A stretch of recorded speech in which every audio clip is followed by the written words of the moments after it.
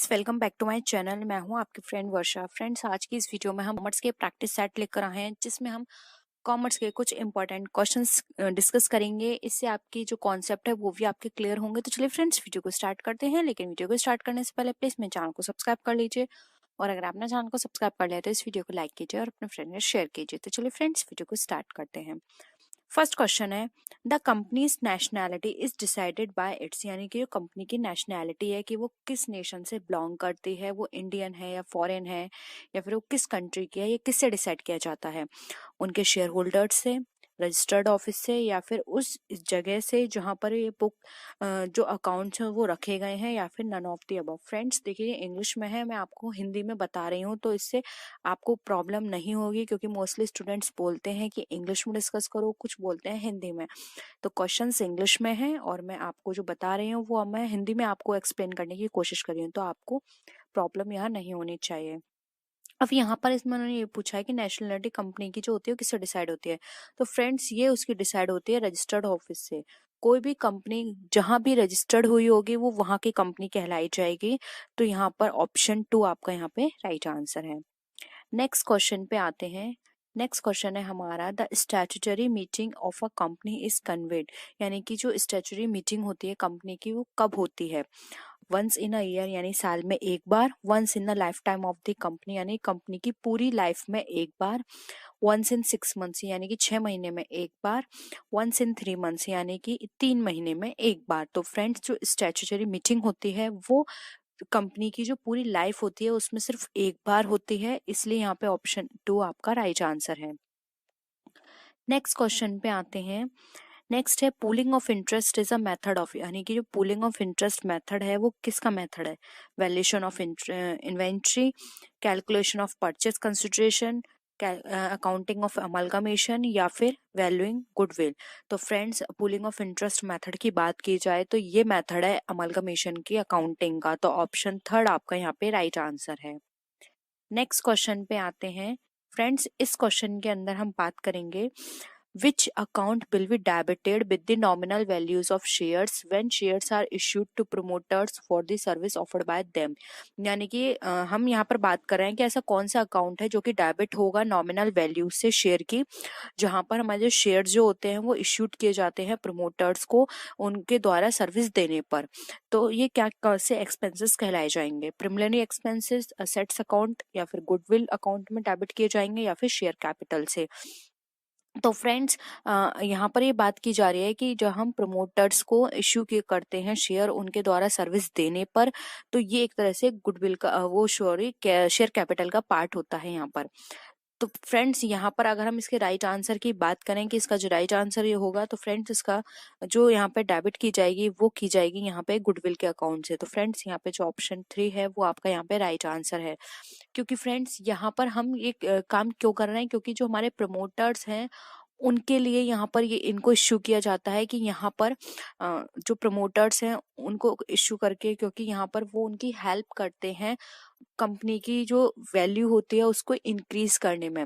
तो यहाँ पर इससे उनकी इंक्रीज होती है वैल्यू कंपनी की, इसलिए यहाँ पे गुडविल के फॉर्म में यहाँ पे शो किया जाता है उनको डेबिट करके। तो ऑप्शन 3 आपका यहाँ पे राइट आंसर है। नेक्स्ट क्वेश्चन पे आते हैं। बहुत ही सिंपल क्वेश्चन है, the purpose of accounting standard 1 establish standard S2, यानी कि जो अकाउंटिंग स्टैंडर्ड 1 है वो किससे रिलेटेड है? The desirable accounting policies, the fundamental accounting assumptions, या फिर डिस्क्लोजर ऑफ अकाउंटिंग पॉलिसीज, या फिर प्रिपरेशन ऑफ फाइनल अकाउंट्स। तो फ्रेंड्स, अगर हम बात करें हमारे अकॉर्डिंग टू अकाउंटिंग स्टैंडर्ड 1 की, तो फ्रेंड्स ये पार्ट होता है हमारा डिस्क्लोजर ऑफ अकाउंटिंग पॉलिसीज का। यानी कि अकाउंटिंग स्टैंडर्ड 1 का पर्पस होता है जितने भी अकाउंटिंग पॉलिसीज से रिलेटेड डिस्क्लोजर्स हैं, या फिर जो इंपॉर्टेंट फैक्ट्स हैं, कोई भी इंफॉर्मेशन है उसको डिस्क्लोज किया जा सके सबके साथ। तो डिस्क्लोजर ऑफ अकाउंटिंग पॉलिसी यहाँ पर हमें अकाउंटिंग स्टैंडर्ड 1 जो है उसका ये पर्पस बताती है। नेक्स्ट क्वेश्चन पे आते हैं। Which of the following is not an example of contingent liability, यानी कि यहाँ पर हमें बताना है कि कंटेंजेंट लायबिलिटी का कौन सा इसमें एग्जाम्पल नहीं है।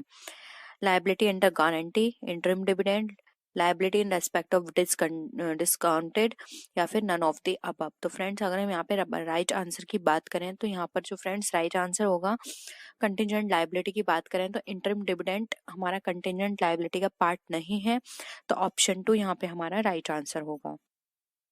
नेक्स्ट क्वेश्चन पे आते हैं। Interest is always calculated on the, यानी कि जो इंटरेस्ट है हमेशा कैलकुलेट की जाती है किस पर, मार्केट वैल्यू पर, कॉस्ट ऑफ परचेज पर, नॉमिनल ऑफ फेस वैल्यू पर, या फिर higher of cost and fair value पर। तो फ्रेंड्स यहाँ पर जो इसका राइट आंसर होगा वो होगा option number 3, nominal of face value पर हमेशा इंटरेस्ट जो होती है वो कैलकुलेट की जाती है। नेक्स्ट क्वेश्चन पे आते हैं। Under the purchase method of accounting, the transferee company incorporates in its books, यानी कि जो परचेस मेथड जो है अकाउंटिंग का, उसमें ट्रांसफरी कंपनी जो होता है वो इनकॉर्पोरेट्स करता है उसकी बुक्स में क्या, the assets liabilities and reserves of the transfer company, या फिर the assets liability and statutory reserve of the transfer company, the assets liabilities and statutory reserve of the transferor company, या फिर the assets and liabilities of the transferor company. तो friends इस question में बात की जा रही है कि जो परचेस मेथड ऑफ अकाउंटिंग है उसके तहत अगर हम बात करें transferee company incorporates in its books, अपनी बुक्स में क्या शो करता है, तो वो अपनी बुक्स में शो करता है असेट्स को, लायबिलिटीज को, जो भी उसके स्टैट्यूटरी रिजर्व्स होते हैं ट्रांसफरी कंपनी के, उसको वो दिखाता है। तो यहाँ पर ऑप्शन 3 आपका राइट आंसर हो जाएगा। नेक्स्ट क्वेश्चन पे आते हैं। Preference shares can be redeemed, यानी कि प्रेफरेंस शेयर्स है किससे रिडीम किए जा सकते हैं, partly out of issue of shares and balance out of free reserves, या फिर out of proceeds of issue of share, out of profit, या फिर ऑल ऑफ द अबव। तो फ्रेंड्स यहाँ पर अगर हम बात करें प्रेफरेंस शेयर के रिडीम होने की, तो फ्रेंड्स प्रेफरेंस शेयर को हम पार्टली इश्यू से भी कर सकते हैं, या फिर आउट ऑफ प्रोसीड जो कि जो इशू किए गए हैं शेयर उसकी प्रोसीडिंग से भी, आउट ऑफ प्रॉफिट से भी, या फिर यहाँ पे जो ऑप्शन 4 है वो राइट आंसर होगा, क्योंकि ये 3 जो मेथड दे रखे हैं इनसे हम अपने प्रेफरेंस शेयर को रिडीम कर सकते हैं। नेक्स्ट क्वेश्चन पे आते हैं। When two or more companies liquidate to form a new company, it is called, यानी कि जब 2 या 2 से अधिक कंपनी लिक्विडेट होती हैं और एक नई कंपनी बनाते हैं उसे क्या बोलते हैं, अमलगमेशन, एब्जॉर्प्शन, रिकंस्ट्रक्शन, या फिर परचेज ऑफ बिजनेस। तो फ्रेंड्स जब 2 या 2 से अधिक कंपनी मिलकर एक नई कंपनी फॉर्म करती हैं तो उसको बोलते हैं अमलगमेशन। तो ऑप्शन ए आपका राइट आंसर है। नेक्स्ट आते हैं। इस क्वेश्चन में है as per accounting standard 14 purchase consideration is what is payable to, यानी कि परचेस कंसिडरेशन जो रिलेटेड अकाउंटिंग स्टैंडर्ड 14 से, उसमें व्हाट इज पेबल टू यानी इसका क्या मतलब होता है, यानी कि किसको पे किया जाता है, डिवेंचर होल्डर्स एंड क्रेडिटर्स को, शेयर होल्डर्स एंड क्रेडिटर्स को, share holders and debenture holders को, या फिर शेयर होल्डर्स को। तो फ्रेंड्स यहाँ पर बात की जा रही है जो भी हमारा अकाउंटिंग स्टैंडर्ड है 14 वो हमारा किससे रिलेटेड है। तो फ्रेंड्स अगर हम इसकी बात करें तो अकाउंटिंग स्टैंडर्ड 14 में परचेस कंसिडरेशन बताया गया है वो बताया गया है शेयर होल्डर्स के लिए। तो ऑप्शन 4 आपका राइट आंसर है। नेक्स्ट क्वेश्चन पे आते हैं। Interest on securities is paid, यानी कि जो इंटरेस्ट ऑन सिक्योरिटीज है वो पेड की जाती है किससे, to the original purchaser of the security, यानी सिक्योरिटी का जो ओरिजिनल परचेजर है उससे, to the holders of the security on the due date respect of his actual period of holding, यानी कि जो सिक्योरिटी का होल्डर है जो उसकी ड्यू डेट होगी उस पर जो एक्चुअल पीरियड में जो होल्डिंग होगी जिसकी उसके द्वारा, या फिर to the holders of the security on the due date is respect of is actual period of holding, यानी कि एक्चुअल पीरियड ऑफ होल्डिंग में जो उसका होल्डर होगा सिक्योरिटी का उस ड्यू डेट पे, या फिर नन ऑफ द अबव। तो फ्रेंड्स अगर हम बात करें इंटरेस्ट ऑन सिक्योरिटीज पेड, तो फ्रेंड्स ये पेड की जाती है होल्डर को, जो भी सिक्योरिटी का होल्डर होगा ड्यू डेट पर, irrespective of is actual period of holding. ठीक है, तो यहाँ पर जो राइट आंसर होगा वो होगा ऑप्शन नंबर 2। फ्रेंड्स यहाँ पे इररेस्पेक्टिव है, इररेस्पेक्टिव, ठीक है, रेस्पेक्टिव की जगह इररेस्पेक्टिव है, तो यहाँ पे ऑप्शन 2 आपका राइट आंसर हो जाएगा। नेक्स्ट क्वेश्चन पे आते हैं। अब फ्रेंड्स इस क्वेश्चन में यहाँ पर हमें बताया गया है कि and reduce word are to be shown in the balance sheet as per the requirements of, यानी कि जो एंड वर्ड यूज है वो हम किसके अकॉर्डिंग शो करते हैं बैलेंस शीट में, कंपनी लॉ के अकॉर्डिंग, इनकम टैक्स के अकॉर्डिंग, अकाउंटिंग स्टैंडर्ड के अकॉर्डिंग या फिर सेबी के अकॉर्डिंग। तो फ्रेंड्स अगर हम यहाँ पर बात करें एंड रिड्यूस वर्ल्ड की, ये शो किया जाता है बैलेंस शीट में, तो फ्रेंड्स ये शो किया जाता है कंपनी लॉ के अकॉर्डिंग। तो ऑप्शन ए आपका यहाँ पे क्या हो जाएगा, राइट आंसर हो जाएगा।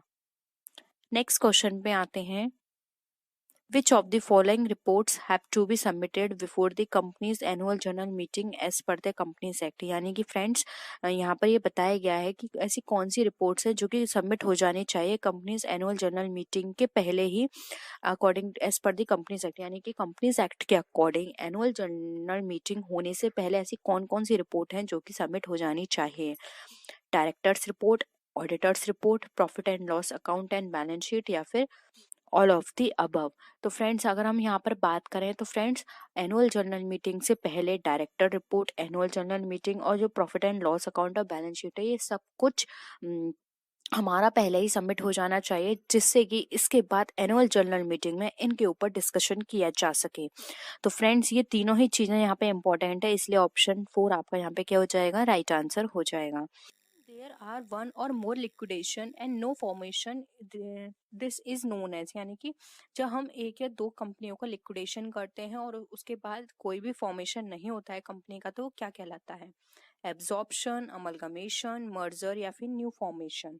तो फ्रेंड्स अमलगमेशन में क्या होता है, दो से कंपनियां मिल जाती हैं और वो न्यू फॉर्म करती हैं। मर्जर में दो कंपनियां मर्ज हो जाती हैं जिसमें एक की एंटिटी बनी रहती है। तो यहाँ पर क्या होता है, ये ना हमारा ऑप्शन ये सही है ना ये सही है, और न्यू फॉर्मेशन की तो यहाँ कोई बात ही नहीं है। तो ऑप्शन यहाँ पे एक हमारा सही होगा, उसको हम एब्जॉर्प्शन कहते हैं, जब दो या दो से अधिक कंपनियां लिक्विडेट हो जाती हैं और कोई भी कंपनी न्यू फॉर्म नहीं होती है, मतलब कंपनी ही फॉर्म नहीं होती है, तो उसको हम बोलते हैं एब्जॉर्प्शन। नेक्स्ट क्वेश्चन पे आते हैं, internal reconstruction is generally resorted to write off, यानी कि जो इंटरनल रिकंस्ट्रक्शन है हमारा, वो जनरली कहाँ से राइट ऑफ किया जाता है, रिटेन अर्निंग से, journal profit, consolidated revenue profit या फिर कैपिटल रिजर्व। तो यानी फ्रेंड्स जो इंटरनल रिकंस्ट्रक्शन होता है वो हमारा रिकंस्ट्रक्शन किसके थ्रू किया जाता है, तो फ्रेंड्स इंटरनल रिकंस्ट्रक्शन जो होता है हमारा वो किया जाता है हमारा यहाँ पे। फ्रेंड्स अगर हम यहाँ पे बात करें तो यहाँ पे ऑप्शंस यहाँ गिवन नहीं है, तो यहाँ पर एक ऑप्शन ये गलत होगा, ये क्वेश्चन गलत है। यहाँ पर आप ऑप्शन एक लिख लीजिएगा, all of none of these करके लिख लीजिएगा, ठीक है। यहाँ पे आएगा ऑप्शन इसका नन ऑफ दीज, क्योंकि ये ऑप्शंस ये सारे ही ऐसे हैं जो कि इसके लिए फिट नहीं है। तो यहाँ पे लिख लीजिएगा नन ऑफ दी। हो सकता है इस तरह के क्वेश्चंस आ जाएं, क्योंकि ये क्वेश्चन फ्रेंड्स प्रीवियस ईयर का है और ये एक इस तरह का क्वेश्चंस आ गए थे एग्जाम में। तो यहाँ पे आपको इस तरह के क्वेश्चंस अगर आते हैं तो आपको पैनिक होने की जरूरत नहीं है, क्योंकि इस तरह के क्वेश्चंस आते हैं तो सभी स्टूडेंट्स को इनका मार्क्स मिलता है। तो इसका जो आंसर होगा, आंसर इसका वैसे होगा accumulated losses and fictitious assets जो होती हैं उसको राइट ऑफ करने के लिए किए जाते हैं इंटरनल रिकंस्ट्रक्शन। तो यहाँ पर इसका अगर ऑप्शन गिवन होगा नन ऑफ द अबव, तो वहां पे आपको उसको टिक करना है।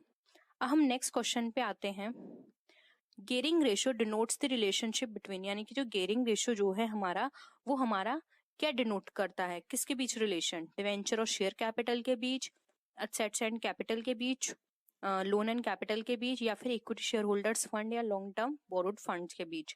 तो फ्रेंड्स गियरिंग रेशियो ऑलवेज हमारा जो रिलेशनशिप बताता है वो बताता है हमारा एसेट्स एंड कैपिटल के बीच। तो यहाँ पे हमारा ऑप्शन 2 जो है वो करेक्ट है।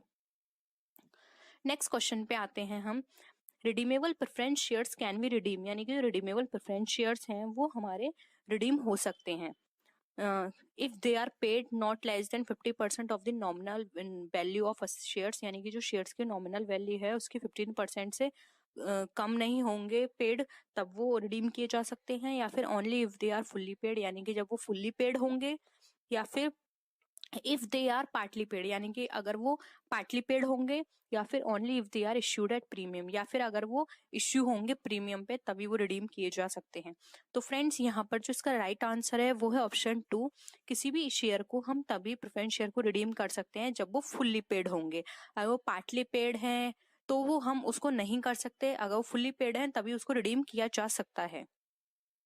नेक्स्ट क्वेश्चन पे आते हैं, which of the following condition have to be made to receive call in advance, यानी कि ऐसी कौन सी कंडीशन है जिसमें हम कॉल इन एडवांस को रिसीव कर सकते हैं।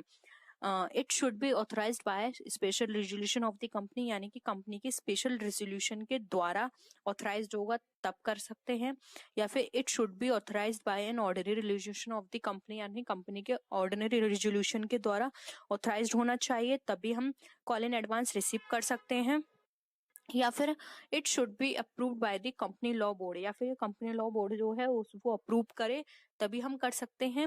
या फिर it should be authorised by the articles, यानी कि जो आर्टिकल्स है हमारे कंपनी आर्टिकल्स वो हमें ऑथराइज्ड करें तभी हम इनको कॉल इन एडवांस को रिसीव कर सकते हैं। तो फ्रेंड्स, कॉल इन एडवांस के लिए कंडीशन होती है, ये हम तभी रिसीव कर सकते हैं जब हमारे आर्टिकल्स इसको ऑथराइज्ड करें। तो इसका जो राइट आंसर होगा वो होगा ऑप्शन 4। अब हम आते हैं अपने नेक्स्ट क्वेश्चन पे। नेक्स्ट क्वेश्चन है हमारा, विच of the following statement is incorrect, यानी कि अब हमें इसमें से इनकरेक्ट स्टेटमेंट बताना है।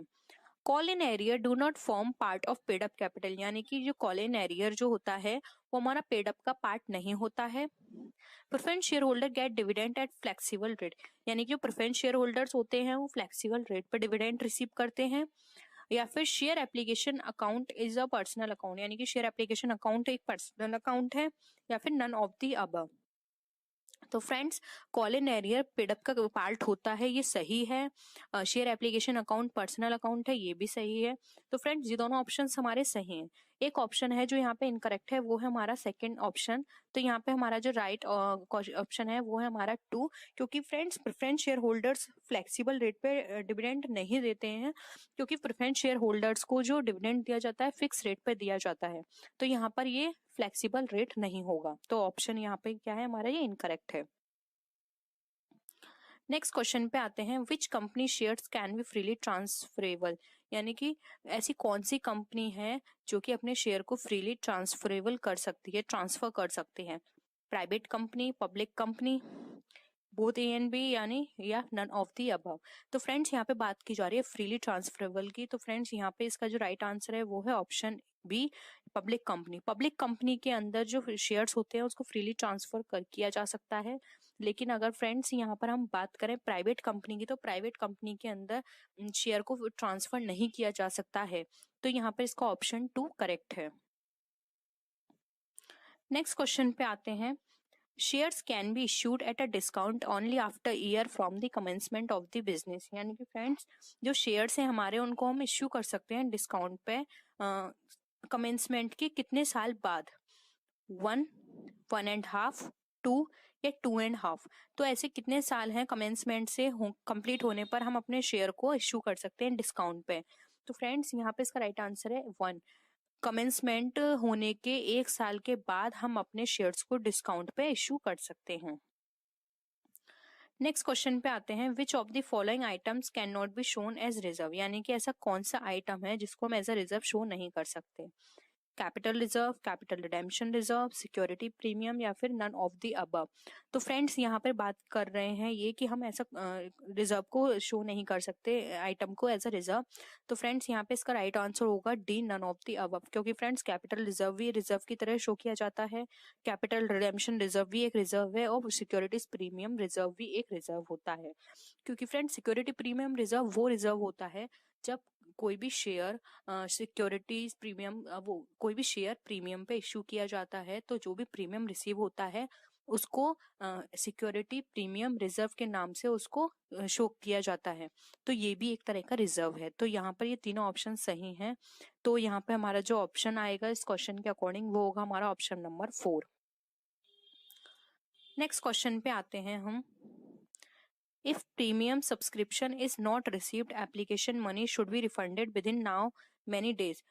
फ्रेंड्स, अगर प्रीमियम सब्सक्रिप्शन की जो एप्लीकेशन मनी है अगर वो रिसीव नहीं हुई है तो हमें अब कितने दिन के अंदर अपने पैसों को रिफंड कर देना है, 7 डेज, 10 डेज, 15 डेज या 13 डेज। तो फ्रेंड्स, अब जो डेट फिक्स की गई है वो है यहाँ पे 10 डेज। आपको 10 डेज के अंदर वो सारे मनी जो भी आपके पास आई है, अगर मिनिमम सब्सक्रिप्शन आपने रिसीव नहीं किया है तो आपको 10 डेज के अंदर वो सारे मनी को रिफंड करना है शेयर होल्डर्स को। नेक्स्ट है, when shares are forfeited the share capital account is debited with dash and the share forfeiture account is credited with dash. यानी कि फ्रेंड्स जब शेयर को फॉरफिचर्ड किया जाता है तो शेयर कैपिटल अकाउंट डेबिट की जाती है, किस अकाउंट के साथ वो आपको यहाँ फिल करना है, और किस अकाउंट के साथ वो क्रेडिट की जाती है वो आपको यहाँ फिल करना है। तो ऑप्शंस हैं calls in arrears of share forfeiture amount यहाँ पर आएगा, या फिर amount received on shares forfeited. Second है called up capital of share forfeited या फिर amount received on share forfeited. Third option है called up capital of shares forfeited या फिर calls in arrear of share forfeiture. Third option है paid up capital of share forfeiture या फिर called up capital of share फॉरफिचर्ड। तो ये इनके options हैं। तो फ्रेंड्स अगर हम इन ऑप्शंस के अकॉर्डिंग बात करें तो यहाँ पे जो हमारा राइट ऑप्शन होगा वो होगा ऑप्शन 2, क्योंकि फ्रेंड्स यहाँ पे जब हम शेयर कैपिटल को डेबिट करेंगे तो वो हम कैपिटल करेंगे कॉल्ड अप कैपिटल से, यानी कि वो शेयर जो भी हमने फॉरफिचर किए हैं उस पर हमने कितनी कॉल्ड अप कैपिटल यानी कितनी कैपिटल हमने मांग ली है वो अमाउंट यहाँ आएगा, और क्रेडिट करेंगे उस पर हमारे कितना अमाउंट हमने रिसीव कर लिया है वो अमाउंट यहाँ आएगा। तो यहाँ पे ऑप्शन हमारा 2 जो है वो यहाँ पे करेक्ट है। नेक्स्ट क्वेश्चन पे आते हैं, which of the following item is not taken in profit and loss appropriation account. यानी कि ऐसा कौन सा आइटम है जो कि profit and loss appropriation account में नहीं लिखा जाता है। Transfer to dividend equalisation reserve, transfer to general reserve, provision for taxation या फिर प्रपोज डिविडेंड। तो friends profit and loss appropriation account वो अकाउंट होता है जिसके अंदर सभी तरह के रिजर्व्स, डिविडेंड्स एंड हमारी शेयर कैपिटल जो होती है और हमारी जो कैपिटल है नॉर्मल जो ऑथराइज्ड कैपिटल है वो यहाँ पे शो की जाती है। तो फ्रेंड्स अप्रोप्रिएशन अकाउंट के अंदर जो यहाँ पे आइटम नहीं इंक्लूड होगा वो होगा provision for taxation. Provision for taxation appropriation account में नहीं आता है। तो फ्रेंड्स यहाँ पे हमारा ऑप्शन 3 जो है करेक्ट है। नेक्स्ट क्वेश्चन पे आते हैं, what is the excess of net assets over consideration paid is called. यानी कि फ्रेंड्स नेट असेट्स एक्सेस में है ओवर कंसिडरेशन पेड, यानी कि जो कंसिडरेशन हमने पेड किया है तो उसको क्या बोलते हैं, क्या टर्म वहां हम यूज करते हैं। ऑप्शन है हमारे capital reserve, reserve capital, security premium या फिर गुडविल। तो फ्रेंड्स जब भी हमारी नेट असेट्स की जो अमाउंट है वो एक्सेस में है कंसिडरेशन पेड करने से, तो फ्रेंड्स यहाँ पर जो अमाउंट यहाँ पे टर्म यूज किया जाएगा वो यूज किया जाएगा कैपिटल रिजर्व। यानी कि वो टर्म जो भी हमने यहाँ पे जो कंसिडरेशन पेड किया है उसके एक्सेस में अगर हमारे पास नेट असेट्स बचता है तो इट मीन्स वो हमारा कैपिटल रिजर्व का पार्ट है। ठीक है, हम आते हैं नेक्स्ट क्वेश्चन पे, how many companies are involve in the scheme of internal reconstruction. यानी कि ऐसी कौन सी स्कीम है जो कि हमारे इंटरनल रिकंस्ट्रक्शन में यूज की जाती है। कितनी कंपनीज हैं, 1, 2, 3 अनलिमिटेड। यानी कि फ्रेंड्स अगर कोई भी कंपनी इंटरनल रिकंस्ट्रक्शन करेगी तो उसको कितनी कंपनी के साथ मर्ज होना पड़ेगा, मतलब कितनी कंपनियों के साथ उसको ये प्रोसेस करनी होगी। तो फ्रेंड्स ये प्रोसेस 1 कंपनी के साथ हो सकती है, क्योंकि यहाँ पर हम बात करें इंटरनल रिकंस्ट्रक्शन की। इंटरनल रिकंस्ट्रक्शन में क्या है, उसको खुद की जो स्ट्रक्चर उसने कैपिटल स्ट्रक्चर फॉर्मेट किया है उसमें उसको चेंजेस करने पड़ेंगे। तो यहाँ पे उसको किसी अदर कंपनी की जरूरत नहीं है, वो अपने आप में ही अपने अकाउंट्स को, अपने असेट्स, लायबिलिटीज को मैनेज कर सकती है। नेक्स्ट क्वेश्चन आता है, no company can buy its equity share if. यानी कोई भी कंपनी बाय बैक नहीं कर सकती अपने इक्विटी शेयर यदि पार्टली कॉल्ड अप शेयर हो, पार्टली पेड अप शेयर हो, डिफॉल्टिंग कंपनी हो या फिर ऑल ऑफ दीज। तो फ्रेंड्स यहाँ पर अगर कोई भी कंपनी बाय बैक नहीं करेगी अपने शेयर यदि वो पार्टली पेड होंगे, पार्टली पेड कॉल्ड शेयर होंगे और पार्टली पेड शेयर होंगे, डिफॉल्टिंग कंपनी होगी। तो यहाँ पे आंसर आ जाएगा ऑल ऑफ दीज। अगर ये सारे सिचुएशन होंगी तो कोई भी कंपनी बाय बैक नहीं कर सकती अपने शेयर को, उसको फुल्ली पेड अप होना पड़ेगा। ठीक है, नेक्स्ट क्वेश्चन है, सीक्रेट रिजर्व्स में बी क्रिएटेड बाय। यानी कि सीक्रेट रिजर्व कहाँ से क्रिएट किया जाता है, under valuation of liabilities only, under valuation of assets only, over valuation of assets only या फिर over valuation of liabilities and under valuation of assets.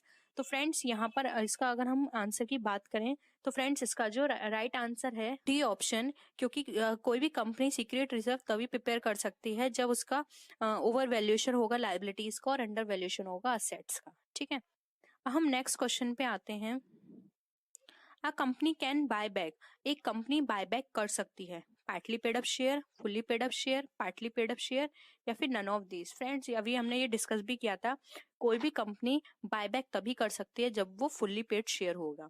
तो फ्रेंड्स यहाँ पर हमारा ऑप्शन बी करेक्ट है। Bank is the short name given for, यानी कि जो वर्ल्ड बैंक है उसका शॉर्ट नेम किस किस बैंक के लिए दिया गया है, short name world bank. IMF के लिए, आईबीआरडी के लिए, आईएफसी के लिए या फिर एडीबी के लिए। तो फ्रेंड्स हम जब सब जानते हैं कि इसका जो राइट आंसर है वो है ऑप्शन बी आईबीआरडी, यानी कि international bank for reconstruction and development का शॉर्ट नेम है वर्ल्ड बैंक। आईएमएफ का फुल फॉर्म होता है इंटरनेशनल मॉनेटरी फंड, आईएफसी का होता है इंटरनेशनल फाइनेंशियल कॉर्पोरेशन, एडीबी होता है यहाँ पर एडीबी का फुल फॉर्म है एशियन डेवलपमेंट बैंक। तो फ्रेंड्स यहाँ पर ये सारी चीजें थी, लेकिन इसका जो ऑप्शन करेक्ट है वो है option B IBRD. Next question पे आते हैं। The World Bank is formed as, यानी कि जो वर्ल्ड बैंक है वो फॉर्म्ड होता है आईएमएफ की कौन सी बॉडी, किस बॉडी से? सप्लीमेंट्री बॉडी कही जाती है, कॉम्प्लीमेंट्री, लीगल या नन ऑफ दीज। तो फ्रेंड्स आईएमएफ और वर्ल्ड बैंक जो दोनों फॉर्म हुए तो ये एक दूसरे की सप्लीमेंट्री बॉडी कही जाते हैं। तो इसका राइट आंसर है a supplementary body.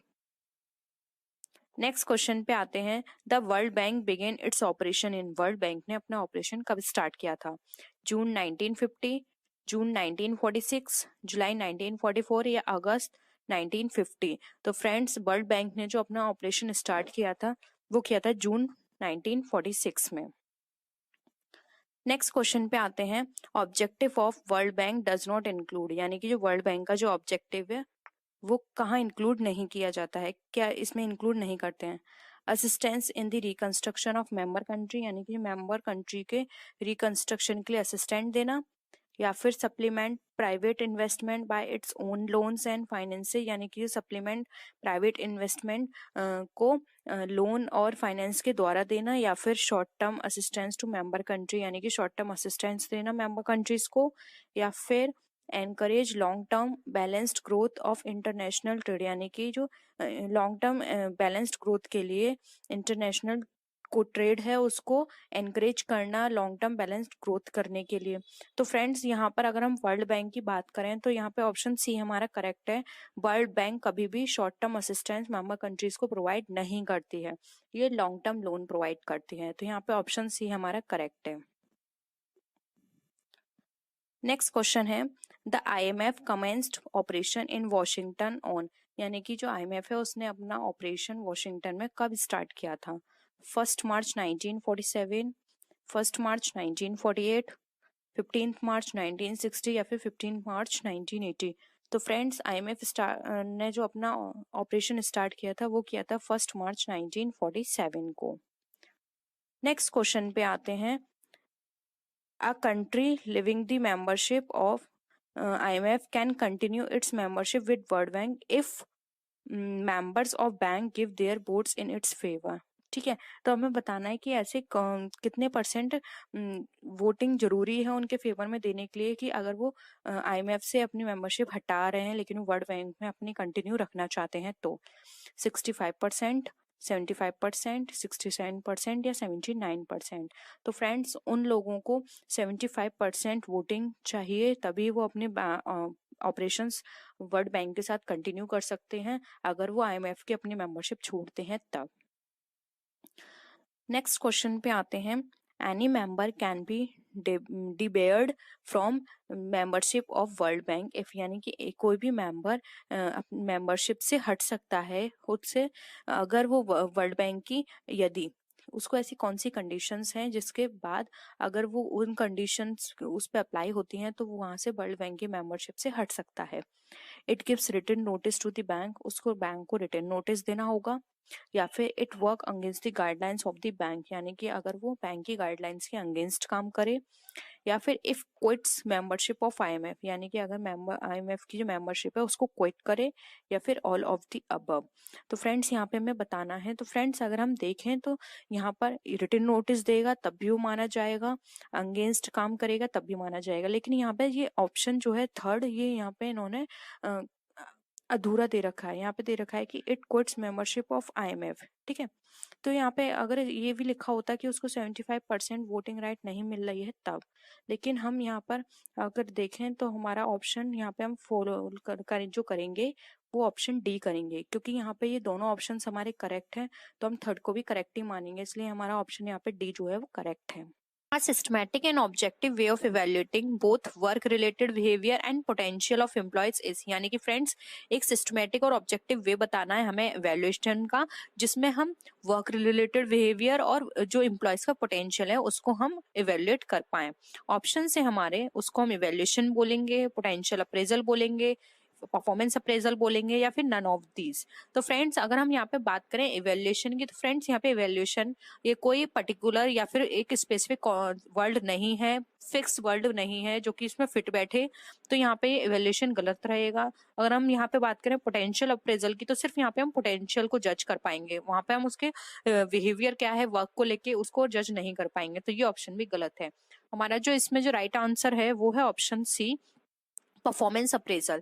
Friends performance appraisal वो कॉन्सेप्ट होता है, वो एक इवेल्यूशन सिस्टम है जिसके अंदर एम्प्लॉय की ओवरऑल पूरी परफॉर्मेंस को इवेल्यूएट किया जाता है कि वो किस तरह का बिहेवियर है, किस तरह का काम कर रहा है, उसके स्टैंडर्ड से उसकी जो एक्चुअल परफॉर्मेंस है उसको कंपेयर किया जाता है। उसके बाद ये पूरी परफॉर्मेंस उसकी निकाली जाती है कि वो किस तरह से आगे वर्क कर रहा है, उसी हिसाब से उसका आगे प्लेसमेंट किया जाता है, वो प्रमोशन किया जाता है या फिर उसको डिमोशन किया जाता है। नेक्स्ट क्वेश्चन पे आते हैं, a method requiring the rater to select the most descriptive statement in each pair of statement about the employee being rated is called, यानी कि फ्रेंड्स एक ऐसा मेथड जो कि जरूरत है एक रेटर को किसी भी डिस्क्रिप्टिव स्टेटमेंट को सिलेक्ट करने के लिए, जो कि ऐसा कोई स्टेटमेंट है जिसमें वो एक पेयर बनाए और साथ में ही एक एम्प्लॉय उसको रेट करे। तो ये सारी चीजें हम किस मेथड के अंदर देखते हैं, ग्राफिक रेटिंग स्केल के अंदर, फोर्स चॉइस मेथड के अंदर, इजी वैल्यूएशन मेथड के अंदर, या फिर नन ऑफ द अबव। तो फ्रेंड्स अगर हम एक ऐसे मेथड की बात करें जिसके अंदर एक रेटर डिस्क्रिप्टिव स्टेटमेंट बनाता है और साथ में ही वो अपने जो एम्प्लॉय होते हैं उसको रेट भी करता है, खुद रेट होते हैं उसमें, तो फ्रेंड्स वो जो हमारा कॉन्सेप्ट है वो है हमारा fourth choice method. Fourth choice method के अंदर ये सारी चीजें, ये सारी एक्टिविटीज की जाती हैं। नेक्स्ट क्वेश्चन पे आते हैं, listing employees from best to worst is called, यानी कि फ्रेंड्स एक एम्प्लॉय को लिस्ट करना बेस्ट से वर्स्ट की तरफ, वो हमारा क्या कहलाता है, कंपैरिजन, रैंकिंग, रेटिंग, या फिर none of these.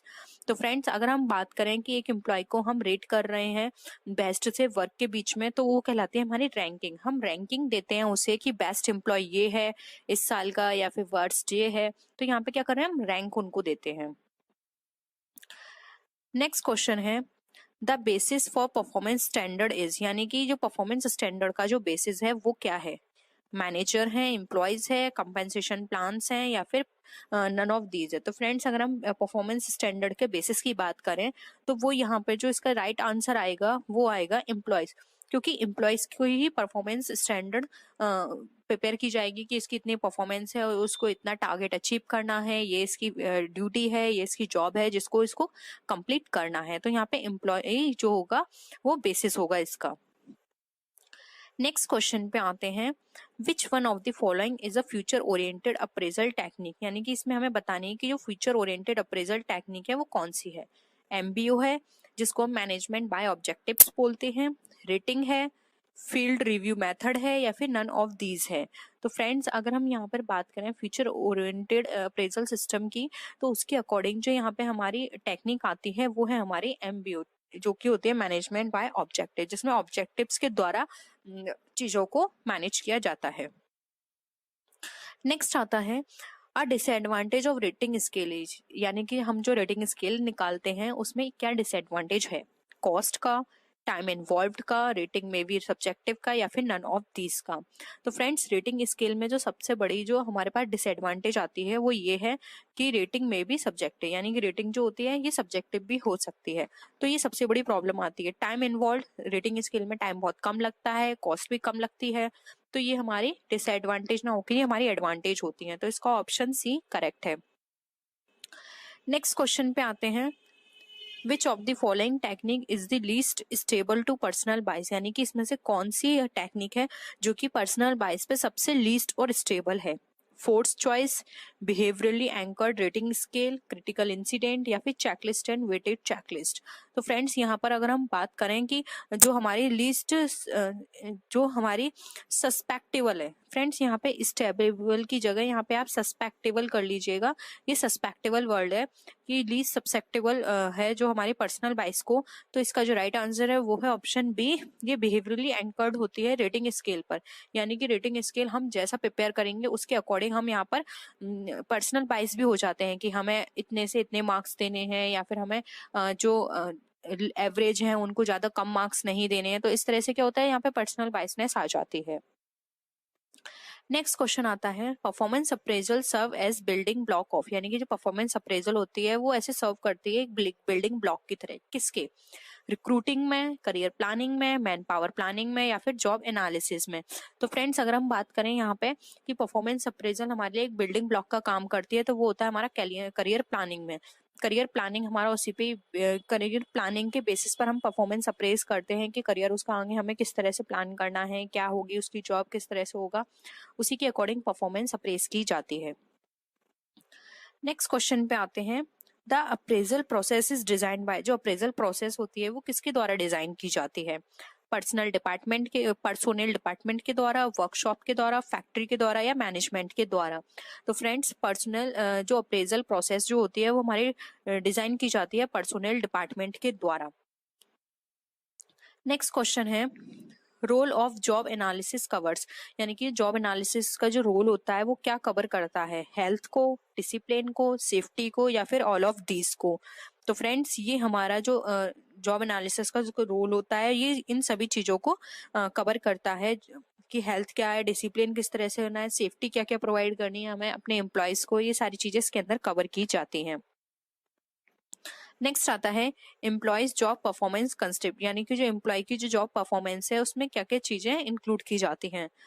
Formal organisation होती है ये, ऑर्गेनाइजेशन का है, स्ट्रक्चर, पॉलिसी एंड एफिशिएंसी देखते हैं, motivation, informal organisation, size goals इसके अंदर इंक्लूड किया जाता है, फिजिकल कंडीशंस वर्क देखी जाती है, या फिर ऑल ऑफ दी अबव है इसका राइट आंसर। तो फ्रेंड्स बताना है हमें इसमें इसका राइट आंसर क्या है। अगर हम यहाँ पे एम्प्लॉय जॉब परफॉर्मेंस की बात करें तो फ्रेंड्स इसका राइट आंसर है डी, क्योंकि फ्रेंड्स एम्प्लॉय जॉब परफॉर्मेंस में फॉर्मल ऑर्गेनाइजेशन का भी पार्ट हो जाता है, इसमें मोटिवेशन और उसके खुद के गोल्स भी देखे जाते हैं, फिजिकल वर्किंग कंडीशन देखी जाती है उनकी, फॉर्मल ऑर्गेनाइजेशन के पॉइंट ऑफ व्यू से स्ट्रक्चरल पॉलिसीज एंड एफिशिएंसी देखी जाती है कि उसकी क्या एफिशिएंसी है, किस तरह से उसको जॉब देनी है। तो जॉब परफॉर्मेंस में ये सारी चीजों को इवेल्युएट किया जाता है। नेक्स्ट है, jobs are the link between the people and, यानी कि जॉब जो है वो लिंक की तरह काम करती है एक प्यूपिल और किसके बीच में? ऑर्गेनाइजेशन के बीच में, सुपरवाइजर के बीच में, मैनेजर के बीच में, या फिर नन ऑफ दीज। तो फ्रेंड्स जॉब एक लिंक का काम करती है लोग और एक ऑर्गेनाइजेशन के बीच में, क्योंकि एक पर्सन जब किसी भी ऑर्गेनाइजेशन से जुड़ता है तो वो किसके थ्रू जुड़ता है? वो जुड़ता है जॉब के थ्रू।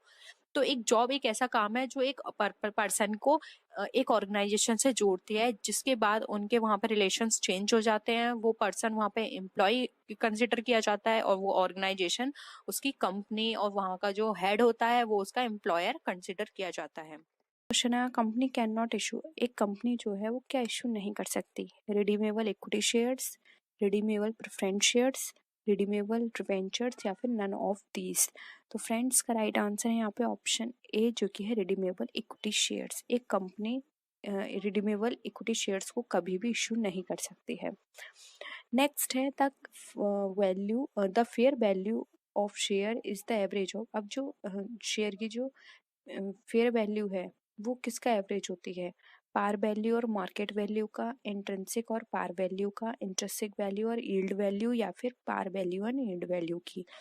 तो यहाँ पर अगर हम बात करें फेयर वैल्यू की कि उसका किसका एवरेज होती है, तो ये होती है इंट्रिंसिक वैल्यू और यील्ड वैल्यू का एवरेज, जो कि हमें बताता है किसी भी शेयर की फेयर वैल्यू को।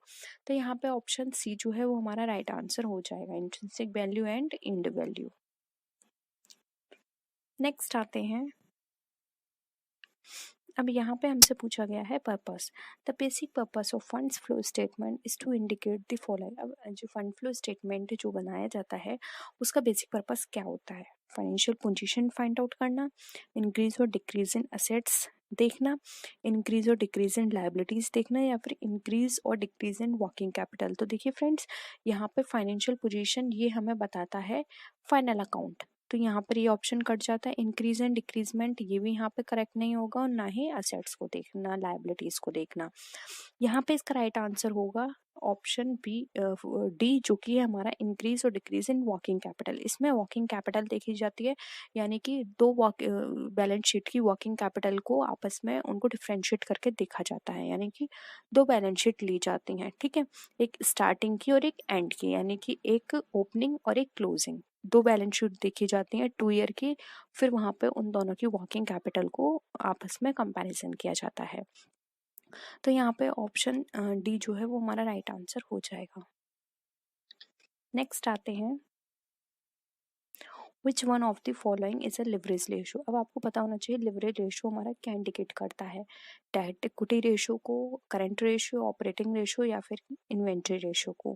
तो देखिए यहाँ पर इसका राइट आंसर होगा इन्वेंट्री रेशो, वो सॉरी लिवरेज रेशो जो होता है वो हमारा डेट इक्विटी रेशो को बताता है।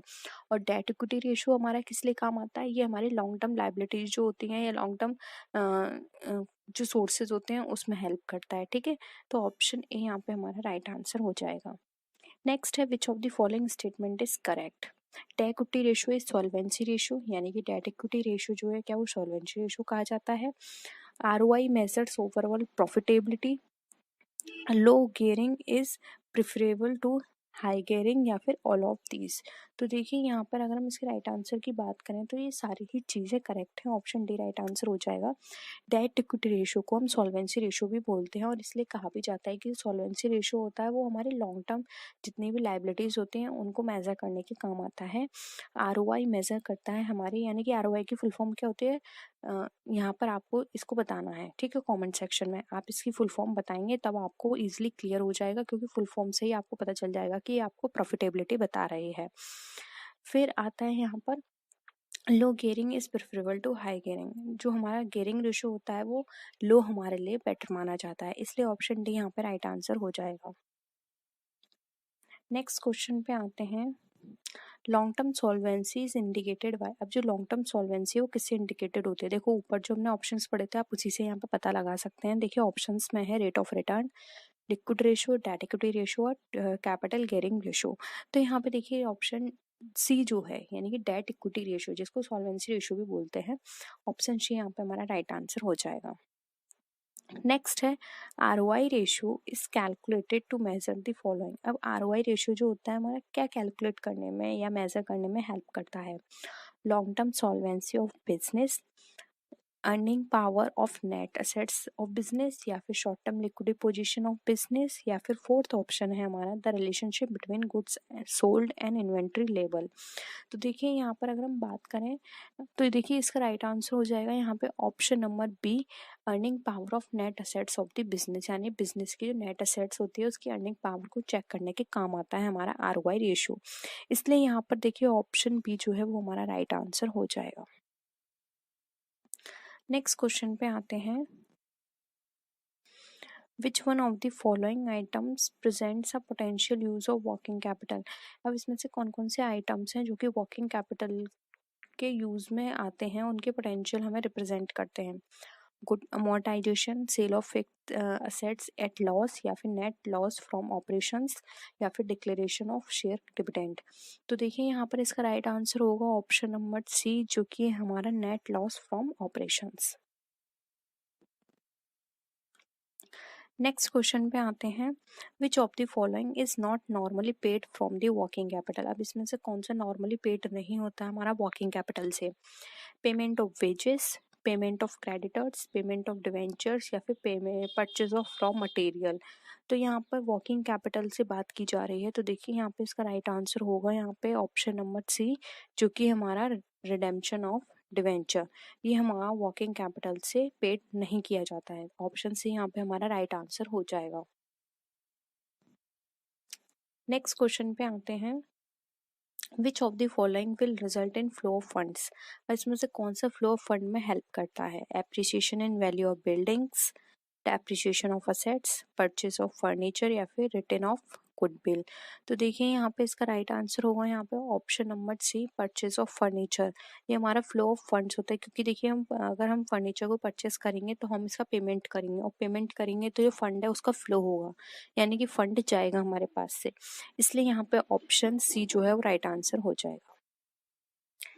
नेक्स्ट है which of the following is not a source of funds. Options देखिए, purchase of machinery, profit earn during the year, issue of share या फिर long term raised loan raised. अब देखिए यहाँ पर फंड्स की बात करें कि कौन सा फंड यहाँ पे नहीं है, फंड सोर्सेज नहीं है यहाँ पे। तो देखिए यहाँ पे ऑप्शन जो है ए यहाँ पे राइट आंसर हो जाएगा। परचेज ऑफ मशीनरी हमारा सोर्स ऑफ फंड नहीं है, जबकि प्रॉफिट अर्न भी हमारा सोर्स बता रहा है। इश्यू ऑफ शेयर कैपिटल से भी अगेन हमारे पास फंड आएगा, और लॉन्ग टर्म लोन रेज करने से भी फंड आएगा, इसलिए ऑप्शन ए यहाँ पे हमारा राइट आंसर हो जाएगा। नेक्स्ट है cash from operation is equal to. अब कैश जो हमें ऑपरेशन से मिलता है वो किसके बराबर होता है? Net profit plus increase in current assets, या फिर net profit plus decrease in current liabilities. Third option है net profit plus non cash expenses plus decrease in current assets.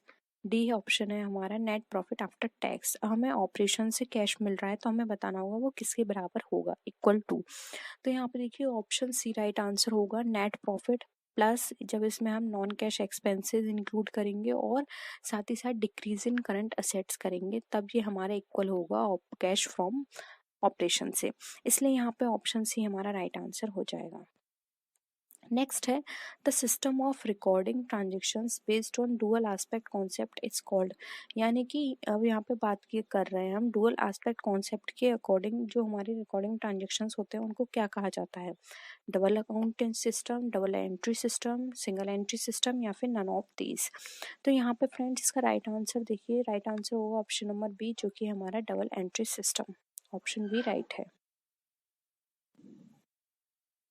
Next question है depreciation of fixed assets is an example of revenue expenditure, capital expenditure, deferred revenue expenditure या फिर all of these। तो इसका right answer हो जाएगा option A, ये हमारा कहलाता है रेवेन्यू एक्सपेंडिचर। ठीक है, नेक्स्ट आते हैं financial statement involves the balance sheet, the income statement, the statement of appropriation of profit या फिर ऑल ऑफ दीज। तो यहाँ पे इसका राइट आंसर होगा ऑप्शन नंबर डी, जो कि हमारा बैलेंस शीट भी शो करता है, इनकम स्टेटमेंट भी और एप्रोप्रिएशन ऑफ प्रॉफिट भी। तो ऑप्शन डी राइट आंसर हो जाएगा। नेक्स्ट है which of the following is classification of assets. अब असेट्स का क्लासिफिकेशन कौन सा है? Current assets, fix assets, fictitious assets and contingent assets या फिर all of these. Again all of these यहाँ पर राइट आंसर होगा, क्योंकि ये तीनों ही क्लासिफिकेशन है हमारे असेट्स के। नेक्स्ट है फिक्टिशियस असेट्स नोन एज। अब जो फिक्टिशियस असेट्स हैं वो क्या असेट्स वो क्या कहलाते हैं? करंट असेट्स को बोलते हैं, डेफर्ड एक्सपेंडिचर, क्लोडिंग एक्सपेंडिचर या फिर फ्लोटिंग एक्सपेंडिचर को। तो देखिए यहाँ पर इसका अगर हम बात करें फिक्टिशियस असेट्स की, तो राइट आंसर होगा डेफर्ड एक्सपेंडिचर, जिसको हम फिक्टिशियस असेट्स भी कहते हैं। ऑप्शन बी राइट है। नेक्स्ट है फिक्टिशियस असेट्स कंसिस्ट। अब फिक्टिशियस असेट्स में क्या क्या चीज़ों को इंक्लूड किया जाता है? Preliminary expenses, training and development expenditure, debit balance of P&L account या फिर ऑल ऑफ दीज। तो राइट आंसर है यहाँ पे फ्रेंड्स ऑप्शन नंबर डी, जो कि है ऑल ऑफ दीज। ये सारी चीज़ें हमारे फिक्टिशियस असेट्स का पार्ट होती हैं। तो ये थे हमारे क्वेश्चंस। होप यहाँ पे आपको सारे क्वेश्चंस क्लियर हुए होंगे। किसी भी तरह का डाउट हो तो ज़रूर बताइएगा, और वीडियो कैसी लगी वीडियो को लाइक कीजिए, फ्रेंड्स के शेयर कीजिए। किसी भी तरह की कोई भी क्वेरी हो तो ज़रूर बताइएगा। तो नेक्स्ट वीडियो में फिर मिलते हैं और भी अच्छी वीडियोज़ के साथ। तब तक के लिए टेक केयर, बाय बाय।